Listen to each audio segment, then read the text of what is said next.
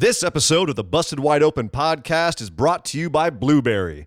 Blueberry offers the best media hosting, accurate listening stats, and their all-new PowerPress Deluxe sites, a no-setup WordPress website for your podcast with all the necessary links to share your show with the world built right in. If you currently produce a podcast and are looking for a better media host or looking to start a new one from scratch, head over to orbitaljigsaw.com/BWO and sign up for the best media hosting and a PowerPress Deluxe site to get your first month absolutely free. That's orbitaljigsaw.com/BWO, or just use the promo code BWO at checkout for your first month free. And with that said, enjoy the show. This is the Limitless Keith Lee, and I'm here to ask you to stop what you're doing, take just one moment, and bask in the glory of the Busted Wide Open podcast. Mwah.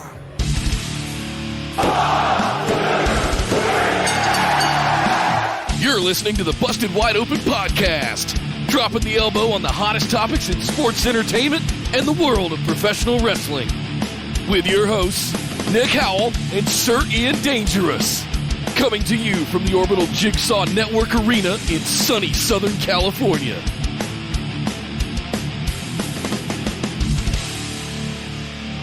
Welcome back to the Busted Wide Open podcast, our Patron Mailbag series, episode number 29. My name is Nick Howell. And I am Sir Ian Dangerous, and yes, thank you for joining us on the show where we answer your questions. Yes. And by your, I mean if you are a patron of ours, if you'd like to actually get your question asked on the show, just head over to patreon.com/BWO, sign up for one of our tiers, and you too can hear us read your question live on air and answer it to the best of our ability.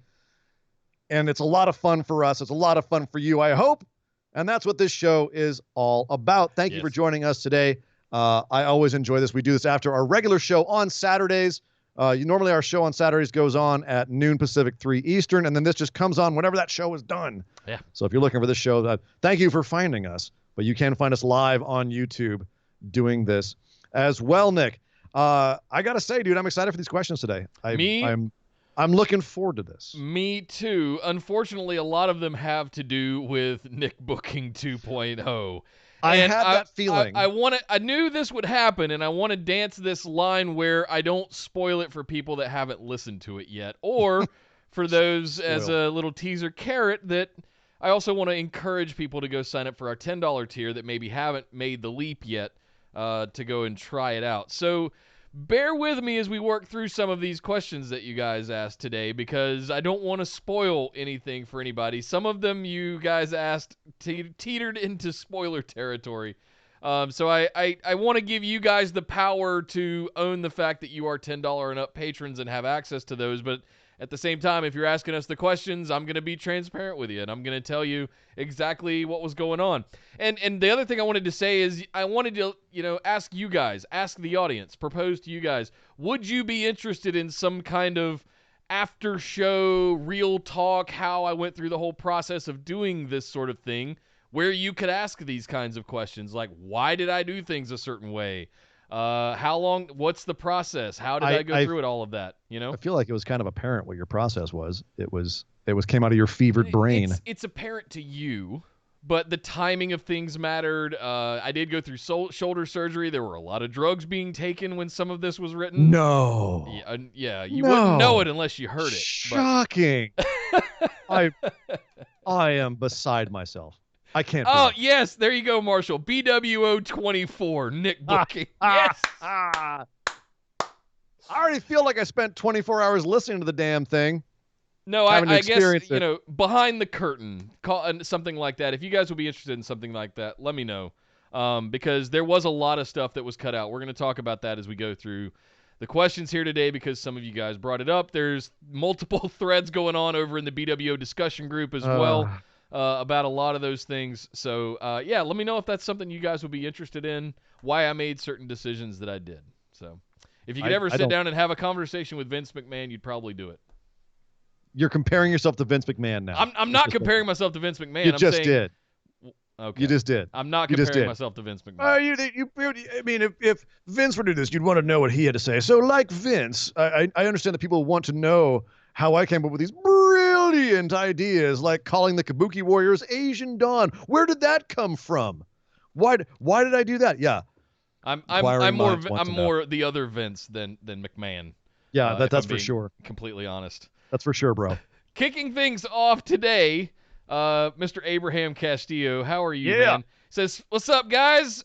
Thanks for making each week positive and fun. We appreciate all you do. Thank you, Abraham. Thank you, brother. I wouldn't have it any other way, frankly. There's a lot of shows out there that are kind of Debbie Downers from time to time, and I don't want to be that show. No. The question is, very simply, Nick, what the hell were you thinking? Yep. Yeah, that's one of those rhetorical questions that really doesn't get an answer. It's exactly. Yes, I wanted to make it as crazy and fun as I could. No, I didn't put any dinosaurs in it for Sir Ian Dangerous. Because you were like, oh, make it as fun as possible, crazy as possible, but only to a point. Yep. So what the hell was I thinking? There was a lot. And Abraham, you teed up what I really was talking about before when there's a lot to discuss. There's a lot that went into it. There were different time periods like Thanksgiving holiday weekend versus shoulder surgery time versus the last month or so of trying to get this in the can and rewrites and all of those things. So, yeah, Tune in to future episodes of BWO Behind the Book, how Nick came up with Nick Booking 2. Lots of drugs, lots of time on his hands. Yes. Friday at 8. Nick Booking has me scratching my head still, he says. Well, there you go. Thank you, Abraham. I'm glad you enjoyed it. I think it has all of us scratching our heads, man. Yeah, I hear you. Next up, Jacob Uhas asks, I hope you all are doing well. Thanks for all you do. With the virtual NFL draft doing pretty well, should the WWE do a draft anytime soon, and who would benefit the most from a brand change? It's funny.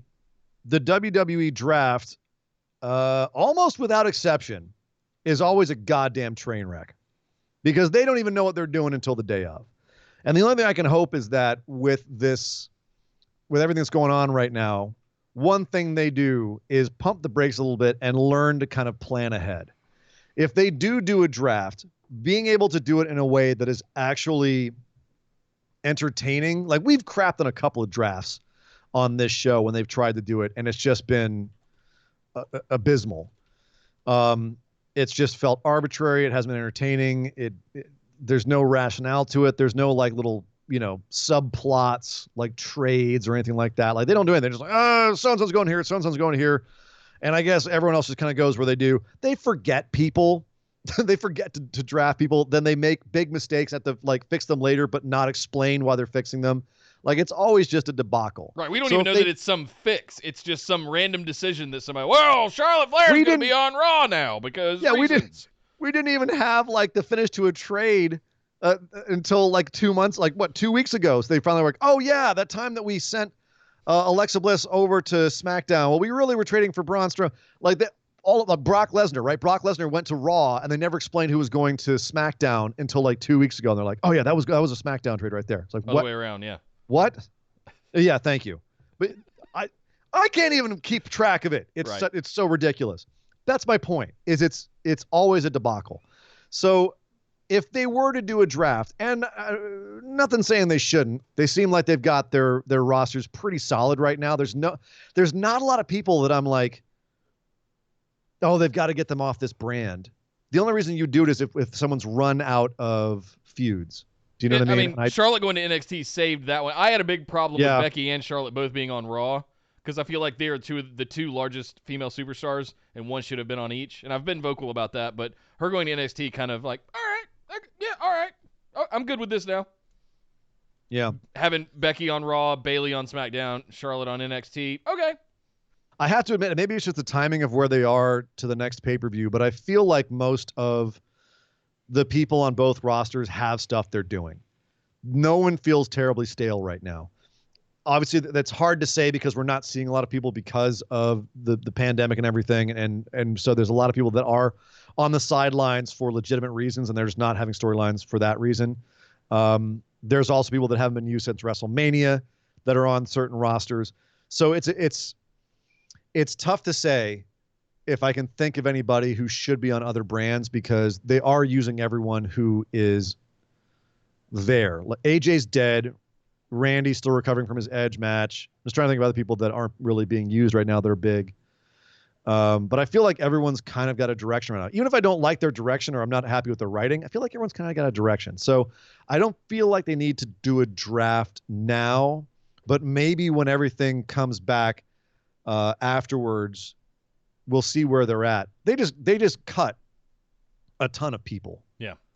Do you know what I mean? So they're kind of able to utilize everyone that they have left at this point. And I don't know. I feel like everything's where it needs to be for right now. I don't know if they need to draft anybody or do a swap.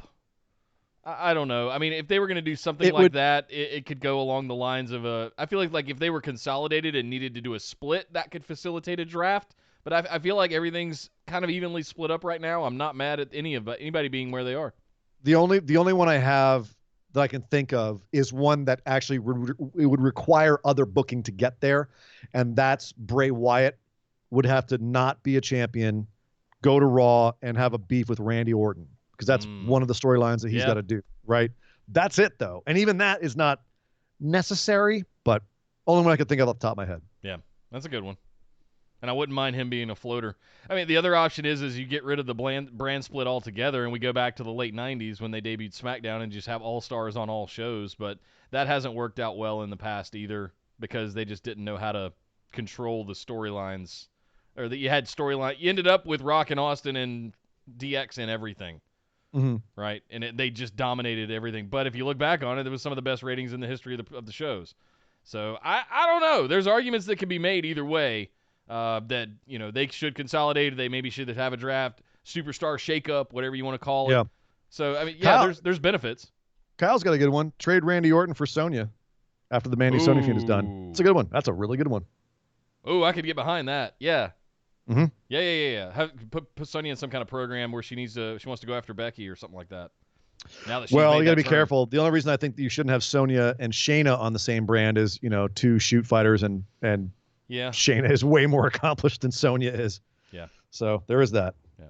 Good question, Jacob. Thank you very much. Very good. Next up, Dubstep Rob Hutchins. Hey, gents. Yeah.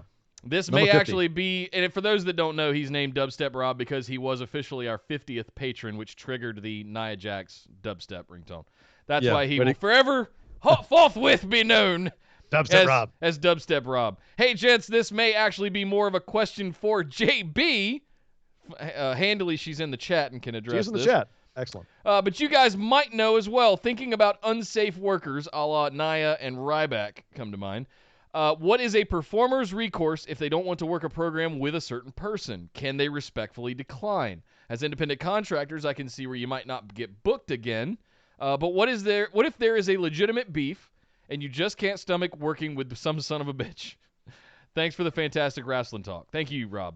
Thank you. That's actually the one that comes to mind immediately is Stone Cold not wanting to work Lesnar with Brock, and he just took his ball and went home. But again, that's one thing I was going to say is to answer this question. It's pretty much a matter of how much you want to work and how big you are at the time. If you're an indie worker and you're getting paid, $20 a night, $50 a night. And you just want to get out there and do work, you suck it up and work with a lot of people you don't maybe necessarily want to work with. And that's on the other side of things. If you're an old talent and you're kind of working your ways back down, you may be working some guys you don't know, you don't want to work with, and you just suck it up, go out there and put on as good a show as possible. The times if you actually straight up say, I will not work with somebody, you better have a damn good reason. And again, JB's in the chat. So while she's coming up, she's actually, never mind. She did answer it. She said, you take your story or you sit on the sidelines. Also depend on how much pull you have. Yes. Okay. So bingo. It's basically you suck it up unless there is a legitimate reason that you can state why you don't want to work with somebody. Yeah. Low key is a great example where he's a dude that has notoriously shot on people several times. And there's a lot of people that don't want to work with Low Key. And you know what? It's why he's at where he's at and not still in the big leagues. Teddy Hart, people don't want to work with him. Enough people, bitch about it or complain about it. And some people will complain. They'll go out and work the match and come back afterwards and be like, did you see what happened? You know what I mean? Like sometimes it is something where you suck it up and do it, work the match, and then try to politic it later. So there's all different ways to address it, essentially. Yep. But again, as JB said rightly, it's and obviously she would know, is you take your story or you sit on the sidelines, and if you have a lot of pull, you have more ability to say yay and nay. And you can, and of course, you even look at people who are really good at politicking, like Triple H, Shawn Michaels, Hulk Hogan. You can say when you go over and when you put somebody over and who kicks out of your finish. Like you can make it so that people don't do this, this, and this. You can actually call when someone kicks out of your finisher. Some people are much more protective of their finishers than others. And some people, like, it's not even about winning or losing or working with somebody. It's about how the match is actually going to go. Yeah. We just watched, if you just watched Dark Side of the Ring, they were talking about New Jack and how he got all pissed off because that the kid came into him, Mass Transit came into him and was just like, hey, can I get some offense in? I want a gig, can you blade me so I can get some color? And New Jack was like, man, you don't tell me what you get to do. What is wrong with you? Now, obviously, New Jack's the wrong guy to tell that to because he went out and tried to, almost scalped him. Almost scalped the kid. But yeah, that's not the etiquette. No. So there's a lot of stuff backstage. And again, I haven't looked to see if JB is. Oh, there's some others getting mentioned like Snitsky and what was the other one I saw? Raven has talked about it on his show. So there's instances and examples out there for sure. By the way, JB, being someone you do not want to mess with in the ring, said you send them receipts during the match if you have to. Yeah. I take it JB has been potatoed at least once because she's someone who I know will send. She will send a receipt. There was a very apparent receipt earlier this week when Nia Jax and Kairi Sane had that match where Nia threw her into the buckle. You think horribly. That backhand was backhand was absolutely a receipt. She hit the shit out of Nia. I have seen Kairi hit that backhand as a receipt a couple of times. There's nothing better though than the Brock Lesnar receipt when Braun kicks or knees him in the head. Yeah. From their match a couple of years ago in what was it, Clash of Champions? Something like that. I think it was. And Braun knees Brock in the head, and he just stands up, and you see him go right into shoot fighting, and just effortlessly, just finds his head twice, just rabbit punches him twice, and you see Braun's knees just go into jello, and he almost drops, and Brock calls him a stupid mother ever, just like, that's you stupid motherfucker. And Braun's like, I'm sorry. I forgot. I won't walk the same ever again. Jesus. He hit him so hard in the cheek. Yep. If you ever forget how scary Brock Lesnar is, just go watch that moment. Yeah. Or go back and watch some of his MMA fights. They're absurd. Don't work unsafe with Brock. He'll murder you. Yep. But thank you very much, Rob. That was a really great question. That one's never come up on the show before, but that's a good thing to talk about. Next up, Martin asks, firstly, this week has been hard for... Oh, boy. It's been hard for me. My depression has come back and hit me in a bad way, but listening to the podcast and the stuff in the Facebook group has helped to lift me. Oh, man, dude. Yeah, bro. That hits me right in the feels, brother. Glad to hear you're doing better. Always here if you ever need to chat, man. Seriously. Lift me out of it. So from the bottom of my heart, I want to say thank you to you both and to the whole BWO family. Thank you, man. Thanks for sharing. Absolutely, man. Now to my question. For years, there has been talk of a Thundercats live-action movie. Yeah. Can you cast it with wrestlers?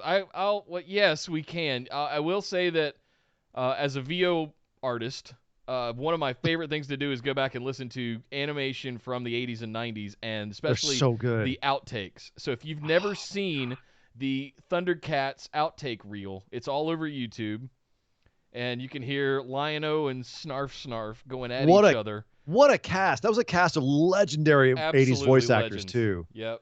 And that was so Thundercats was one of my favorite cartoons as a kid because of that Rankin Bass animation, that just detailed, lush, awesome character design, Rankin Bass. I mean, a little goony, but just it was so cool. And they're the same guys who did like the old Hobbit cartoon. Yeah.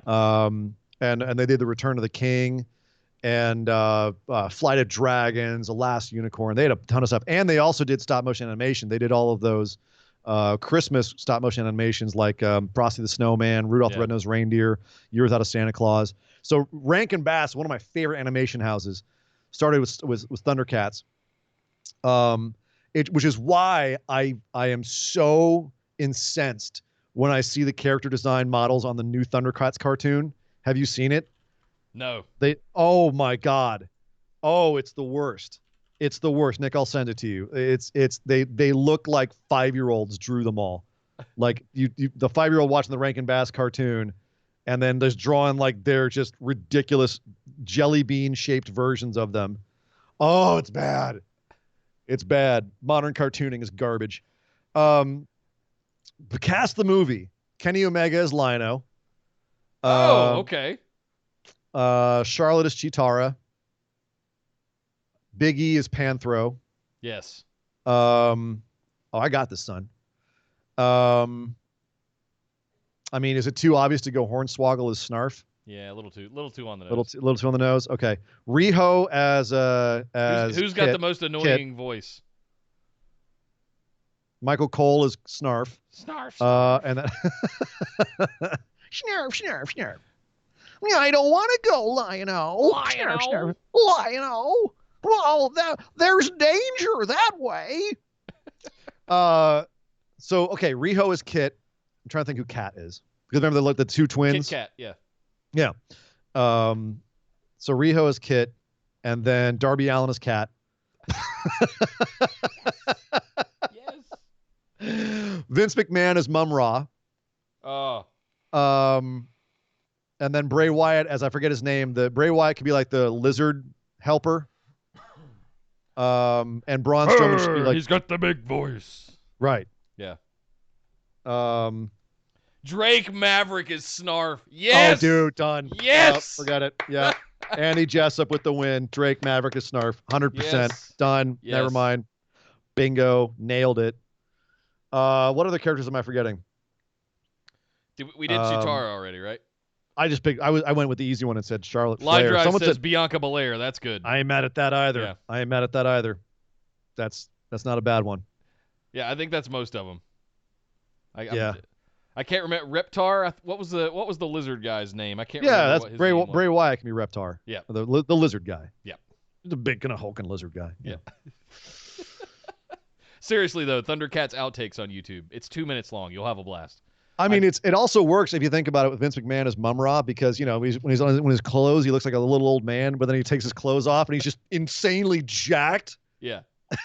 You're like, oh God, where did that come from? Mum Ra. Hearing the guy that played Lion-O try to do the thunder, and he goes way too high. He goes one too many. Oh! He goes one too many. He goes, oh God, I'm out of breath. He blows himself up. It's funny. That's amazing. Dude, you've never heard people blow themselves up until you've heard Dragon Ball Z outtakes. Holy crap. Those poor bastards. They're sitting there going, ah! for like 5 minutes. Like Angelo Dawkins. Oh, all right. Oh. Thank you very much, Martin. And hey, I hope you're feeling Love better. Glad to hear you're here. If you're feeling better, and please reach out if you ever need to chat, man. Always here. If you need to feel better, just imagine Kenny Omega doing the Lion-O pose with the sword, and it's like sight beyond sight. Thunder, thunder, thunder, thunder, cats. You can't escape. Next up, Yardy, the Wanamaker. Hey guys, we all know that the WWE games are mostly wrestling or fighting games. My question this week is, in what other genre than wrestling or fighting what you like to see a WWE game made? I have been thinking about a horror game with The Fiend as the antagonist. Thank you for the amazing content and have a nice day. Thank you, Yardy. Do we want to see Resident Evil WWE edition starring The Fiend? I was thinking more like Condemned or Layers of Fear or something like cerebral like that, or a Soma with Bray Wyatt. I'm thinking like open world RPG where you can tell stories and randomly have fights and certain different scenes and stuff.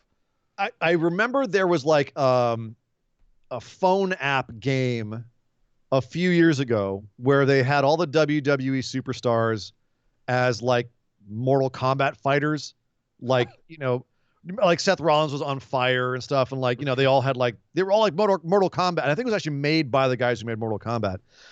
It's just it was a crappy little app, so it was kind of half-assed. But that always stuck with me as something that you could have a lot of fun with, because it's kind of like the WrestleMania package from this year with like with Seth fighting the Crab and everyone's cosplaying, Right. Or when WWE went Hollywood and you have them recast in all these movies, like it's kind of fun to imagine. And we do this on this show sometimes, where we like, what wrestlers would you have in this movie? Like recast the movie with wrestlers, or recast whatever it is, recast Thundercats, for example. Imagine all of the wrestlers. What would they be if they were in Skyrim, right?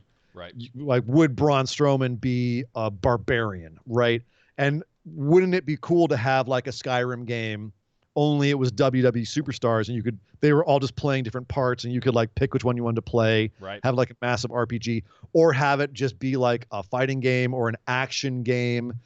Dark Souls not Dark Souls maybe, but I don't know, Call of Duty with the Forgotten Sons or something. They had Batista and Gears of War right now. You know what I mean? So that all of that could be fun. Just WWE superstars recast in existing video game genres. But I certainly would be down to have everyone like dressed up as medieval warriors in some sort of like Skyrim kind of game. Yeah, I think Skyrim open world RPG is my choice for sure. I feel like everything else has been done at this point. Like a brawling RPG. Yeah, you can go into the different towns. There's different factions that rule that town. Roman, yeah, exactly. And every superstar has like their own thing. Roman Reigns literally has a spear. Yes. There's a Samoan themed, faction, literally. Right? No. If there's a Samoan faction, yeah. or a town, right? There's right. The island of Samoa, There's not a faction. They're just in every town. Right, exactly. And they always win every battle. Yes. Right. Thank you, Yardy. Good question. Next up, Kyle asks, with the first 2 weeks in the books of the Interim Cruiserweight Championship tournament, I must say I've enjoyed it immensely. Me too. While I know this tournament was created because of travel circumstances, I feel NXT could use this as an annual event in the same vein as the G1 Best of the Super Juniors. How can WWE reformat this round-robin tournament for next year with some additional stakes, especially given how it's all been built around character? Maybe give a Cruiserweight a Money in the Bank or G1-style title shot in NXT so that even the Cruiserweight champion could participate, or possibly doing it like New Japan post Beyond New Beginnings, where the Junior Heavyweight Champion takes on the Heavyweight Champion at the next big event with the Cruiserweight title on the line in the tournament. Could doing such an annual event elevate the title to where the likes of Gargano and Ciampa participate, putting on a similar level of the NXT title? Yeah, doesn't there's a lot of thought that went into that. A lot of I'm with you. Maybe my brain's fried, but I think Ring of Honor or Impact has the pick your shot title. I think it's Ring of Honor. I think it's Ring of Honor has they have a pick your shot match where basically at the end you get a title shot at the title of your choice. But obviously then it wouldn't be a cruiserweight tournament. And again, what he's talking about with like a Money in the Bank or G1 style, that's the G1. Is like if you win the G1, the champ participates, and if they win, no one challenges them. But if someone else wins, then they get to challenge the champ. And the great thing about the G1 is that there's all these little stories in there, because if you beat somebody else, that has meaning for the rest of the year. It's one of the great things about New Japan's booking is that wins and losses truly do matter, and especially in the G1. The never openweight belt, the U.S. belt, Intercontinental, they're all involved in the G1. So if you beat someone there in one match, you get a future title opportunity. Yeah, exactly. So that's a lot of fun, and also as it does in this tournament that they're having for the cruiserweight, if you lose to somebody and that person ties you, then your match was the tiebreaker. If you lost to them, then you lose. Yeah. So it does actually matter when you win or you lose in this. I love tournament formats. Yeah. For me, bracketology. If you're a booker, it's a lot of effort up front to create how the layout is, but then you get to just coast for weeks. So I'm create compelling television with it too. As he says, is that it's all about character. And, even if you do have more stakes in it, having it be about character is one of the great things. You find out the character of these wrestlers in these tournaments, right? Yep. Depending on how they react to their wins, to their losses, you get to see how they wrestle. One of the greatest ways to get into New Japan is to watch the G1 or the Best of Super Juniors, because you come out of it knowing who all these wrestlers are, having your favorites, having all these matches that you enjoyed. So that's why I enjoy these kinds of tournaments. And when they said this was a round robin, I was so excited because we haven't seen one like that in so long in the WWE. Do you think they should have kept the Cruiserweight Classic, motif and just evolved it to be a round robin tournament? I feel like that's left behind at this point. If they did a round robin Cruiserweight Classic, I'd be so down. Yeah. It just would, and it would just take a lot longer than the other one. That was a missed opportunity. Well, it's not like they can't do it. Yeah. There was nothing stopping them. But part of the Cruiserweight Classic that was great was that they were contracting indie wrestlers to come in and work. They had Zack Sabre Jr. in there, Kota Ibushi. You had guys that weren't signed, like Cedric Alexander. Like, you had a bunch of dudes who were hungry, were coming in, and you may have never heard of them. If you're an indie fan, you may have only ever seen them on indie wrestling, and here they were wrestling for WWE. It was really exciting. Yep. The reason that Daniel Bryan and Drew Gulak are a team right now is because Daniel Bryan saw Drew Gulak in the Cruiserweight Classic and was like, that guy gets it. I like what he does. So even people who were watching it in WWE became fans of people from watching that Cruiserweight Classic. So yeah, I would love to see another one like that. I'm loving all of this. Yeah. Great thought, Kyle. I love that. And also having, as he says, having some bigger people involved as well, besides just, like a lot of people don't know Tony. They may know Tony Nese, but they don't have appreciation for him. They may not know Kushida. They definitely don't know Jake Atlas or Hijo de Fantasma. Afterwards, they might. And especially if you put big guys in there, it elevates the whole thing. Yeah. So I love all of that. Yep. Thank you, Kyle. Next up, Esme, Booby Champ. I love that you've got your name everywhere as Booby Champ. Yep. Hello, Pod Papas. I'm not sure why I tried to do that in a British accent, but it just came across. Because it said hello. Hello. Hello, Pod Papas. It's how it's spelled. She's got an interesting one here. The world is ending. You two have been tasked with choosing Yeah, too soon. You two have been tasked with choosing 6 wrestlers, 3 men and 3 women, 1 booker, 1 commentator, and 1 ref. These people will be taken to a doomsday bunker with the rest of humanity in order to preserve and pave the way for the future of professional wrestling. Ooh. This is a bonus episode in the making. So now there are people that will train the next generation of wrestlers, or there are existing talents that will show everyone else how, like, the tops. I'm thinking the latter, or a combination of the two. Yeah. Yeah, because if that was the case, I'd just be like, for the men, like Okada or Tanahashi, probably Tanahashi, because he's still got a little bit left in the tank, but so much to teach people and such a great attitude and everything. No, JB, they're not in charge of repopulating the planet.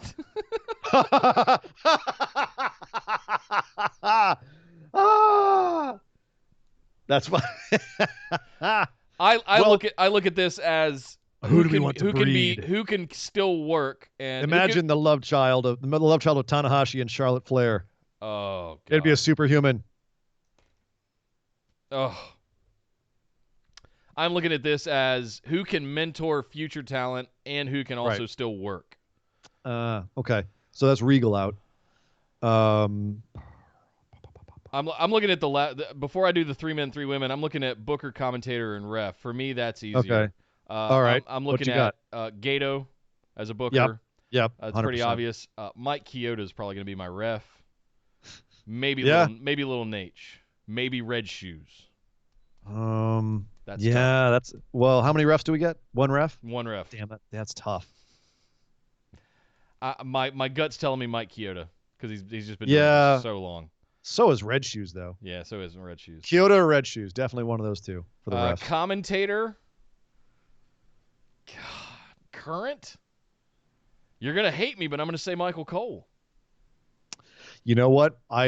this is insane. Nah, I'm on the cusp, but it's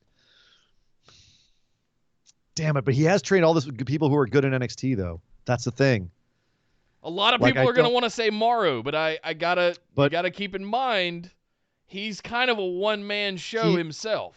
And he's divisive. I feel like Yeah. Morrow wouldn't teach people as well as Michael Cole would. Michael Cole has a proven track record of teaching good commentary, of teaching people how to commentate well, even if he himself tends to be very dry and overuses catchphrases to the point of them not being cool.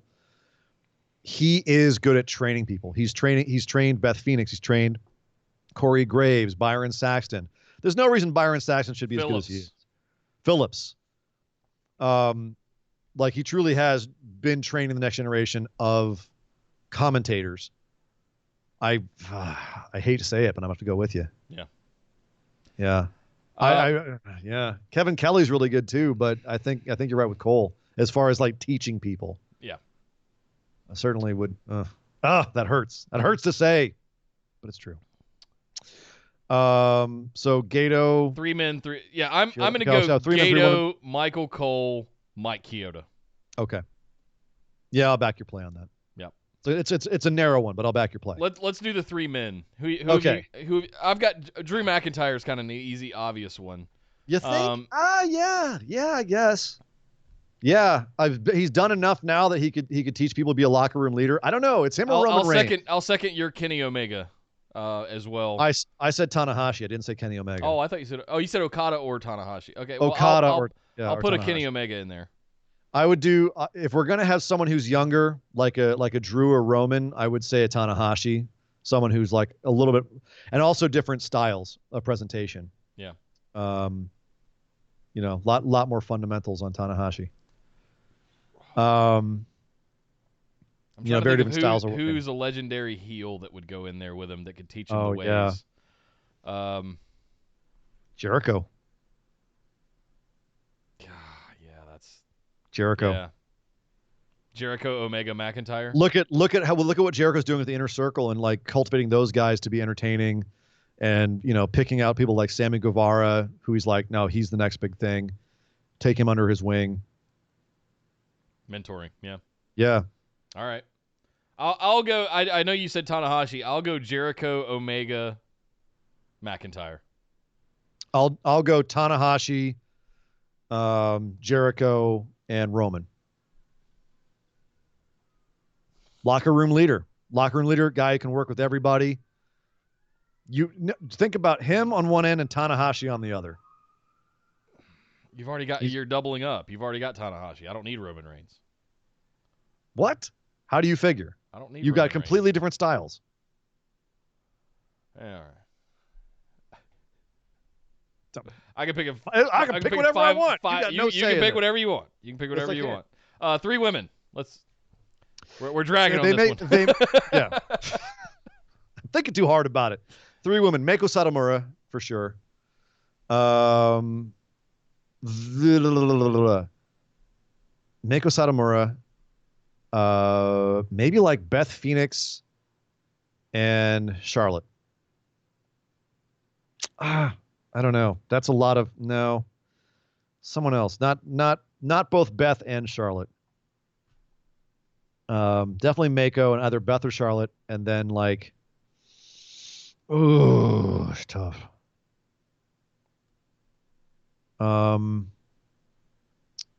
Maybe like a Rhea Ripley or something. Someone. No, that's the kind of fits in the same pod as well. That's a tough one. JB, are you still in the chat? Throw me one. I'm sitting here going Asuka, Charlotte Flair, and I'm struggling with a third. Yeah. Well, I've got Mako and I guess Mako could be like an Asuka. Asuka maybe has a few more years than Mako does. No. I'd say Tessa, but she doesn't have a good reputation for working well with a lot of people. Not as much of a backstage leader. I'm trying to think of people that would like work well. As you said, we're dragging on this. Like we're overthinking this, I think. I'm just trying to think of somebody who, like, backstage leader would be able to teach people, and also we could go out and work a spectacular match. Nia Jax. No, didn't trigger you. Tony No. Storm. Oh, stop it. Nick, we're not talking about champion in every promotion she's been in. We're not worked talking all about around the world. repopulating the earth here, man. Oh, that's right. Okay. Well, I'm not talking about being in the bunker with her. Oh, okay. I'm talking about, just who's been around the world, who's got the experience, and at her ripe young age of 24, 25 now. I mean, you could say Dakota Kai then too, and Dakota's been a trainer. So Esme says Io Shirai, and I'm just Will says Kaylee Ray. I don't know if they have the pedigrees. Kylie Ray is tough because I've already got Asuka. Yeah, I question her stability. I mean, we're in a brave new world. It's post-apocalypse. Like, she's got to be able to be there 24/7. I want women who are consistent.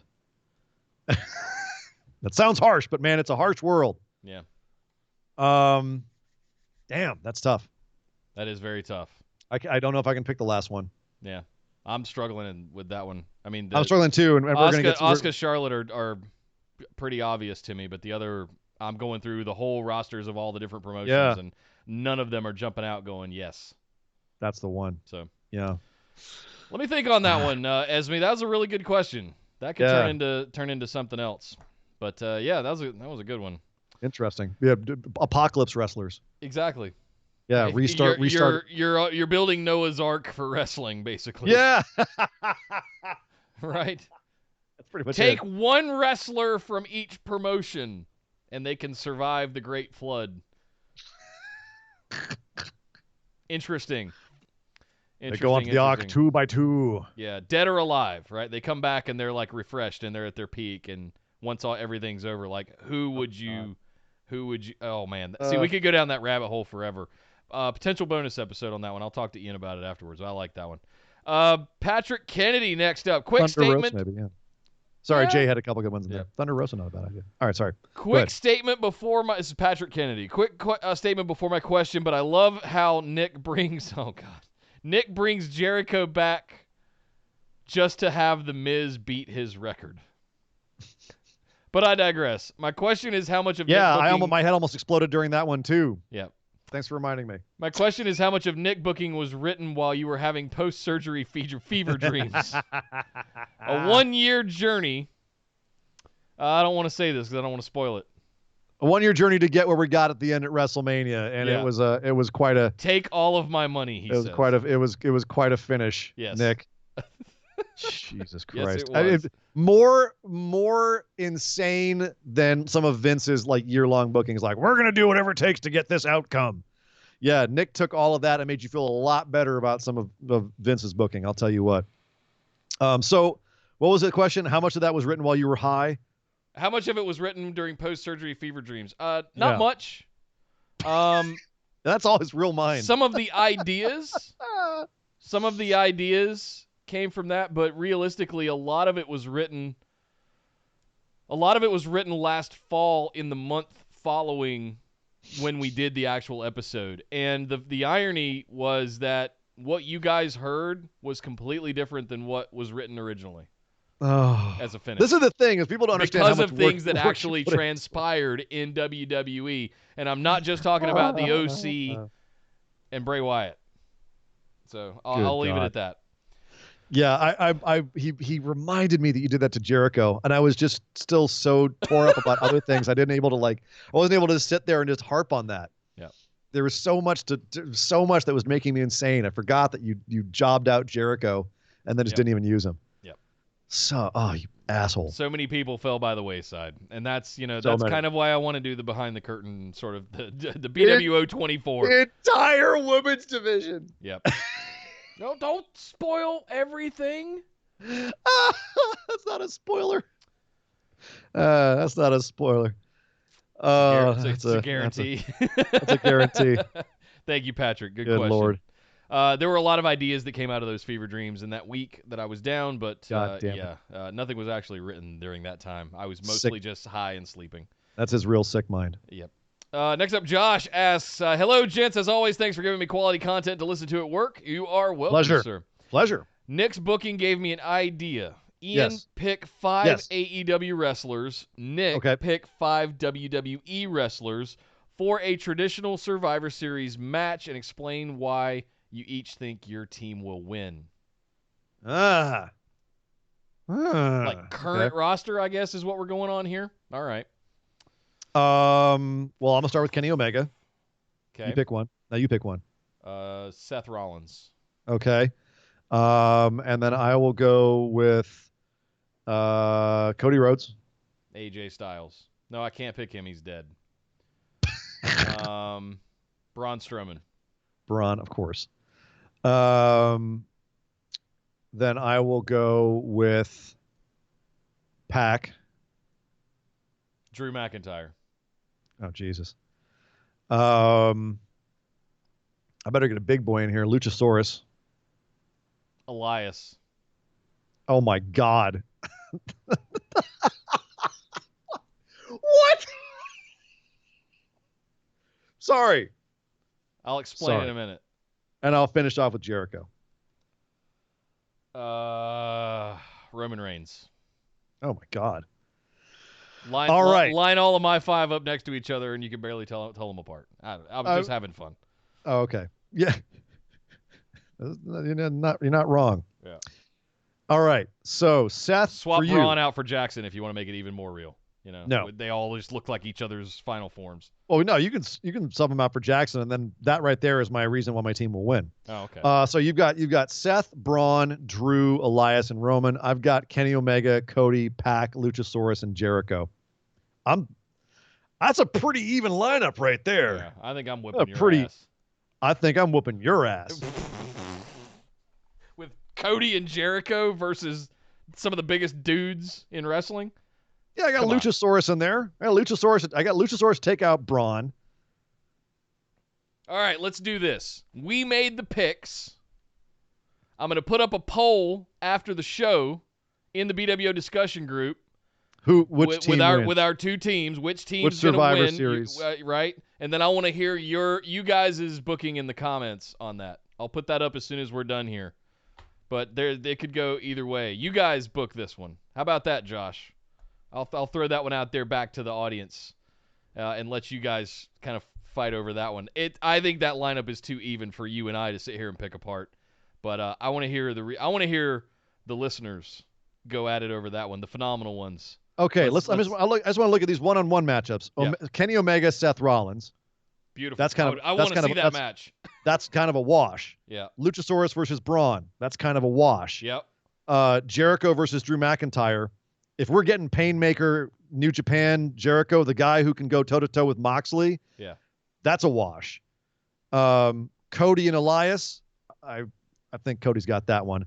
And Pac and Roman might have that one. So that evens out too. I think it's a wash. Yeah. Damn. Just saying. Look out for that poll in the group. If you guys aren't in there, come find us on Facebook. All right. So that's a good one. Thank you, Josh.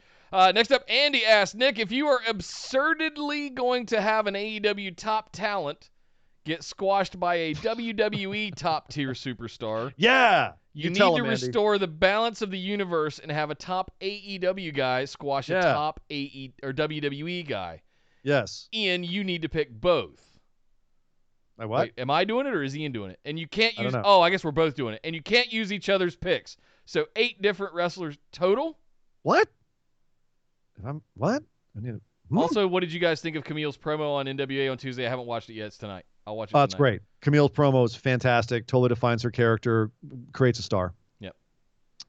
Great promo. So what are we... so I can pick... Let's just have you pick... how did we get to 8 guys? I don't know. I'm really confused here. I'm confused. So I need to pick... I need to restore the balance and pick a top AEW guy to squash a top... Kenny Omega beats Roman Reigns. Sorry, Kenny Omega beats Seth Rollins. I'll do that one. Because I would love to see that match. Yeah, but I think... So you admit my Survivor Series team will win. Omega and Seth lineup. Omega is going to win. This is a squash. That is We're talking a squash. We're talking a squash. We're not talking wins. We're talking straight up squashes him. I think Kenny Omega would squash Seth Rollins. Wow. Not after some of the Twitter banter I've seen.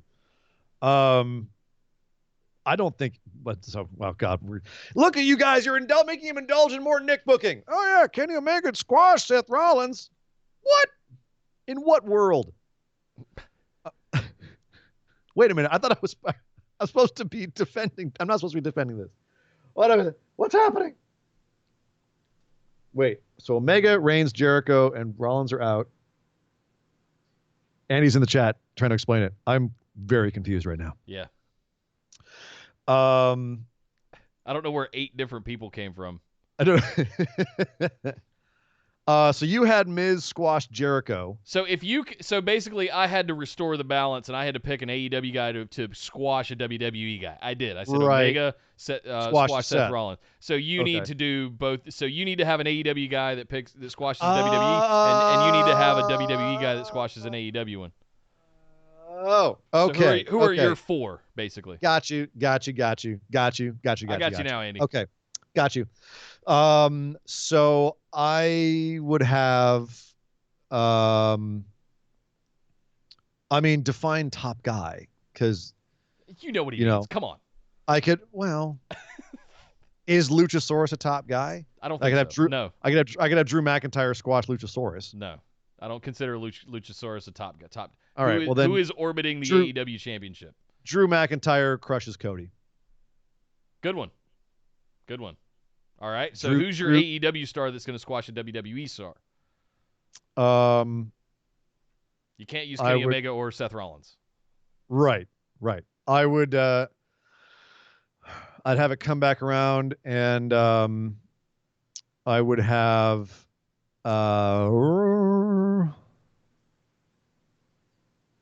I would have Britt Baker absolutely eat Bayley alive. Nice. Very nice. Like just destroy. I didn't see the women's side coming, but that's fantastic. Yeah, I know. We've heard your booking. Yeah. Well, he said guy. Oh. I do what I want. That's fine. I love that one. We're using the non-gendered guy. Yes. Thank you, Andy. Sorry we got a little confused on that one. Yeah, next up. We got it. We came back around on it. We brought it home. We got Landed the plane. Billy Stickler. Hope you're doing well out there in Colorado, man. Staying safe. He says, I'm curious. Being a wrestling fan comes from a certain stigma. We all know it. We all live it and deal with it. But what in the world of wrestling has made you the proudest to be a fan? There's a lot of stigma in this question. That's a great question. We've all been, as fans, we've all been through that moment. Really? I talked with one of my buddies. You watch wrestling? I was helping one of my really good, long-time, 20-plus year friends this week set up his new Wi-Fi stuff in his house. And I was telling him about a wrestling show, the BWO that we do, right? Yeah. Hadn't talked to him in a few years and just caught back up. He goes, you know it's fake, right? No, is that fake? So even today, the stigma is still out there, and it's not something that you would openly brag about unprompted. I don't know. I don't know how people feel about it, but I don't know that there's anything out there that openly makes me put my hands on my hips and go, stick my chest out. I am proud to be a wrestling fan. I'm a wrestling fan. I'm proud to be a successful entrepreneur. I'm proud to be in a relationship with a woman that I love to death. I'm proud that we have a successful podcast and YouTube show. I don't know that I can say the same thing about being a wrestling fan. I'm comfortable with it. I'm proud of it, but I'm not out there going, I'm a wrestling fan. Look at me. But aren't you every time you wear like a wrestling shirt out or anything like that? Aren't you kind of doing that? That's kind of hipster that I get. I'm in on the joke, right? It's those kinds of things. Like, all right, well, at least it's some inside baseball stuff, right? Let me be clear. I am very proud to be a wrestling fan. Right. It's not something I'm going out and screaming from the rooftops. Right. So social media, hey guys, did you know I'm a wrestling fan? Right. Sometimes I do, but not that there's anything wrong with that, but that's just not that's not the way that you're a fan, is what you're saying. That's not your fandom is, defining your whole life around it, which is it's fine. Everyone has their own way of being a fan of it, and that's fine. So it's funny because I had one take on this when you first read that question, which was, what moment made me want to go out and be like, oh yeah, I'm a wrestling fan. Whether that was The Rock becoming a huge star and being like, see, it's cool. Or, Ric Flair having like a late era pop culture resurgence and me being like, oh yeah, I know all about Ric Flair. In that way. But then Esme in the chat said the Golden Lovers. And that made her proud to be a wrestling fan. That whole story, that whole angle. Kenny Omega and Kota Ibushi being one heart and two bodies, essentially, transcending beyond gender, beyond perceptions, beyond the business, beyond time and space. I always feel like I'm having to justify my fandom of wrestling. I'm not able to brag about it, if that makes sense. Right. So I guess, and that's the thing is like, what was something where you felt like if something happened and you didn't have to justify it? You're like, yep, that right there. You didn't have to justify it. I don't know. I don't have one right off the top of my head. I got one. And that's taking people that are not wrestling fans to a wrestling event and having them, like a live event, and having them come out and just be like, oh my God, that was awesome. That energy that you get from a live event, I've had it happen watching an actual match. Someone who I remember back in the day before my pops was a wrestling fan, I got him into it. He knew of it, but he didn't know it. And I got him into it, and it was the point where I would, I'd come around and show him a match, and he'd be like, "That's so amazing." So I remember the days when like he got into it, and he would have that reaction, and I would have that kind of gratification that like, yeah, it is cool, isn't it? But now, that's been a long time. I still get that from taking people that aren't wrestling fans to live events and them feeling that energy, and all of that, that question that it's fake, right? That goes out the damn window because they realize when they see a live show, especially a good one, like a nice indie show with some high spots and everything, that's where they go, oh, that doesn't matter. That's not the point. That moment when they realize, oh, that's not the point. That makes me proud. That's like, exactly. Yeah. Yes. That's a proud moment for me with pro wrestling. And in fact, actually, if you ever watch season 2, the very last episode of Lucha Underground, I'm in the background behind Stryker and Vampiro in the very last episode. And I'm there with a couple friends of mine, one of whom had never been to a show before. And after that show, total fan. Became a rabid fan. Yeah. So I want to do 2 more things here real quick. One, Dynamic Jay just said in the chat, I call myself a music nerd. I love everything. I'm a sci-fi geek. I'm an anime otaku weeb. Yeah. I'll scream those from the rooftops. I feel I have to justify being a wrestling fan. I identify with that. That's kind of the position I'm in. It's funny because I do identify with that as well, because I grew up in a time in high school where I was a big comic book collector, and I had to justify that. I actually had to hide it. I had to hide the fact I was a comic book collector. I hid it by playing baseball. I hid it by being a jock in disguise. I was a theater kid, man. I was a band geek that collected baseball cards that played baseball to hide all the other stuff, right? But that's what I mean, though, is like for me, maybe I just don't think about it as much, because now being a comic book fan or being into Marvel movies or DC movies is like everybody is. Everybody, I remember back in the day, people didn't know who Wolverine was. Everyone knows it. My mom knows who Wolverine is. Everyone knows Wolverine. Yep. That's crazy to me. People know who the Guardians of the Galaxy are. That was a D-level comic book when I was collecting. That's nuts to me. So I get it. And I feel like if you were in the 90s, you didn't have to justify being a wrestling fan because pop culture knew what it was. Yep. And if that ever happens again, where wrestling gets back into the pop culture zeitgeist, into the mainstream, Yeah. it'll become that way again. You don't have to qualify it because everyone knows what it is. Yep. Right? That's why when you bring someone to a show, you don't have to explain it anymore. Now they know. Right? You don't have to have that justification there because people have these preconceived notions. So as much as anything, it's just ignorance. There was an episode of Monday Night Raw a couple of years ago when we were first really firing up this show. We were about 6 or 8 months into it. There was an episode of Raw that was at Staples Center.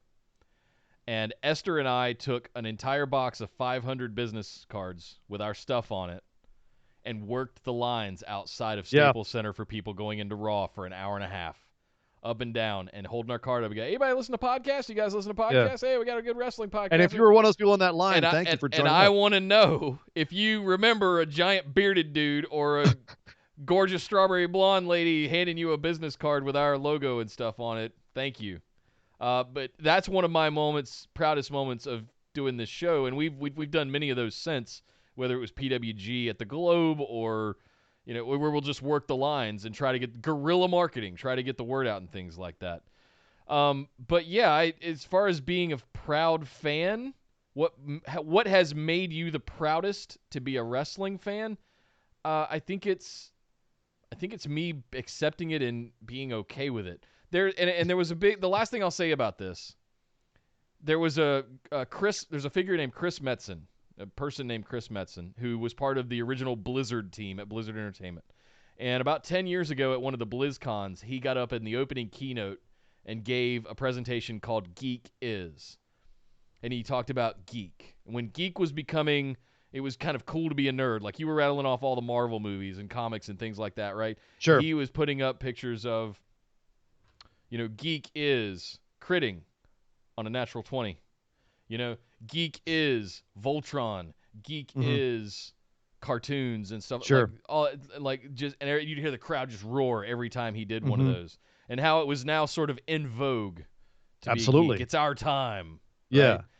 Right? And that's something that kind of broke me out of my own shell in a way. Like Absolutely. Finding my own identity in that time was mainstream acceptance. Yep. And that's actually, I think what I want to end this on is that as much as it is partly mainstream acceptance, one of the ways to get mainstream acceptance is to have that, when you feel that, like, I think it was Jay who just said that, I'm a weeb, I'm a sci-fi geek, I'm a music nerd.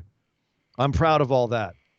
Really? Because I've definitely been in crowds that they don't understand, like, that I'm a metalhead, or they don't understand that I love to watch anime or horror movies or whatever. Like, I've been in the crowds where people are like, oh, you watch horror movies? Ugh. But you know what? Yes, I do. And you know what? They're awesome. Yes. Don't care what you think. It is internal. That feeling of pride in watching wrestling, that feeling of enjoyment, knowing that it is something worthwhile, knowing that it's something that you enjoy, other people enjoy, millions of people enjoy, by the way, millions of people enjoy. And in some countries, it's actually like really honored and respected. Japan. It's internal. It's whether you're going to allow your perception of other people's perception to weigh your self-perception.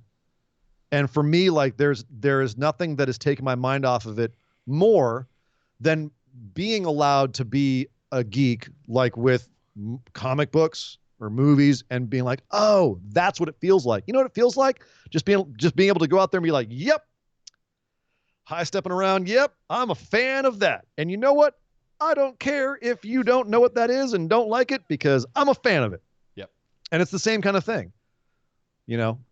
People are going to perceive you however they perceive you. Yeah. Enjoy the 25th season of Grey's Anatomy and Gossip Girl, and I'm going to go over here and watch some wrestling. Exactly. Because it's the same shit. If you're a fan of those shows, hey, more power to you. Yeah. That's if you like what you like. Oh, your grandma's been watching General Hospital for 30 years? That's cute. Yeah, it's the same, but again, it's actually the same sort of philosophy within wrestling itself. Yeah, you can be like Cornette and like yell at clouds and tell people to get off your lawn because there's only one kind of wrestling that you like, or you can be someone that goes, hey, I like this style of wrestling, I like this style of wrestling. That doesn't quite do it for me, but hey, if that's your thing, cool. It's like subgenres in metal, Exactly. Yeah, exactly. Power metal, take it or leave it. Yeah. Give me some deathcore, I'm all good. Fine. Good conversation, Billy. I like great, this one. very, very, very good being question. open about your fandoms is awesome. Yeah. What are you proud of? I'm proud of it all, man. Yeah. I'm proud of being a wrestling fan in general. So, thank you, Billy. Next up, Mr. Will James. You'll mention it on the main show, but I don't get the Dustin Rhodes retirement threat. Was that simply to drum up interest in ratings for lapsed fans or casuals? I didn't think Dustin would lose anyway. That just kind of ruined the end and made me tune out a bit. Yeah. I should pause before I get to this because Jay just did mention that he's from the Philippines and the people like it there as much as in Japan. There's a lot of other countries that, like England, they take it very seriously over there too. You know what I mean? But it's just, I think over here it is kind of wrapped up in this perception of, the yokels from the South, and everyone thinks it's real, and they're getting that carny thing. They're getting it over on people. I think that there's still a bit of that stigma that it has to kind of shake off, but. I can say it. They think it's just a bunch of white trash rednecks that just go watch wrestling on Sundays, and And there's an element of that. That's kind of what it was in the '80s, guys. I'm not gonna lie. That's what Charlotte and Smoky Mountain was in the '90s. I mean, it was a bunch of beer drinking, cigarette smoking rednecks. And you know what? There's a perception that all anime is like these cute, big-eyed cartoons going kire kire. Yeah. Super kawaii. Kawaii. And that's not what it is. No. It's so much more than that. So, yeah, again, just people's perceptions, wipe your hands of it. Confidence, self-confidence in it.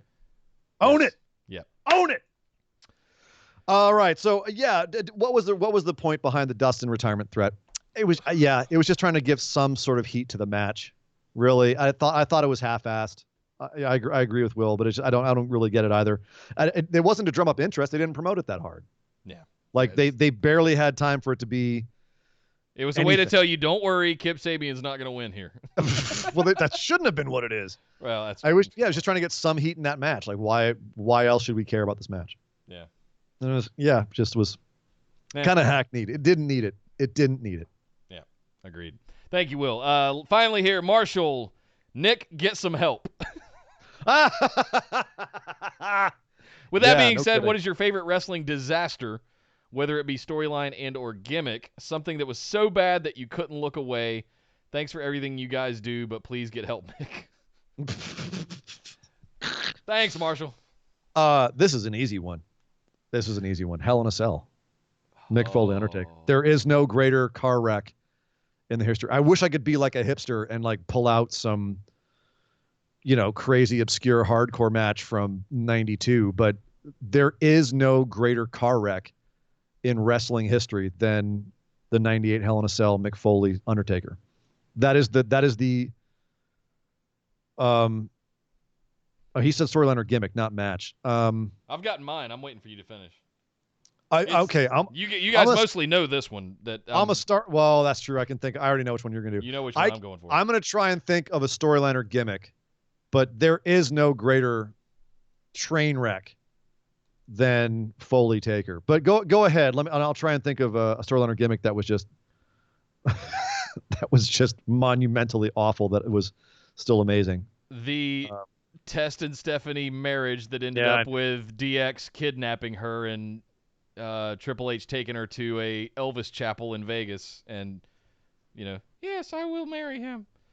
All of that stuff, and I'm not just talking about the event itself. I'm talking about all the build-up that it. Don't forget, guys, they did like 3 months worth of build with the whole Test and Stephanie thing. People vying for her hand. You had Jericho tearing her down at the time. You had DX messing with him along the way. And then the fallout after the whole DX thing with Stephanie turning basically to accept like all of this stuff like that.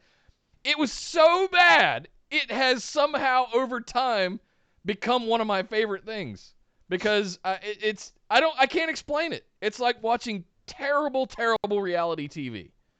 But the amount of investment and how much time they put into the whole thing, it's so bad I couldn't look away. Okay, so I just, for some reason, this random one popped into my head. One that was awful and it never got going, but it had promise to be terrible, like wonderfully terrible. Mark Henry's son, The Hand. No, that was just nonsensically awful. Although, I mean, there's a reason it's legendary. Yeah. It's the worst. The Nia Jax Enzo Amore love story. What? Yeah. Like that was going to some awful places, but in the best way. Like where were they going to go with that? How was that going to work out? Like that was, we were on the cusp of I didn't awful see this greatness. No, again, it just popped into my head. Wow. It just popped into my head. It's just terrible. But it looked like it was going to be but that never really happened, unfortunately. But man, can you imagine how wonderfully awful that would have been? Yeah. As far as wonderful disasters, the Kane Lita storyline, like the weird marriage and the just all of that was a great one. That was at the end of when Kane was really like scary and awesome. Edge and Vicky was pretty bad. Yep. I liked Christian's tantrum angle. It was so bad but so good. I mean, if we're talking about these, we can't not mention how terribad Lashley Lana Rusev was. No, that's not. No, that's bad. This is good bad.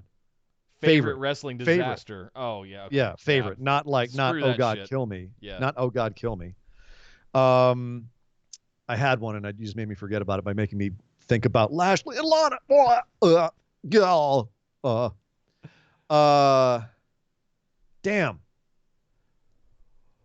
Damn, it'll come back.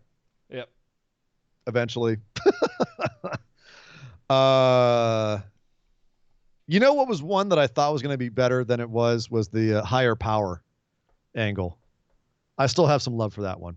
You're referring to Reverend Devon and no, I'm referring Deacon Batista. Deacon Batista. Oh, it's terrible. With his box. No, I'm referring to the Undertaker, the Ministry of Darkness having. Oh, Ministry of Darkness stuff. Yeah, okay. Yeah. That gave us one of the greatest lines in the history of wrestling. It was me, Austin. Yeah. It was me all along. With his do-rag. Yep.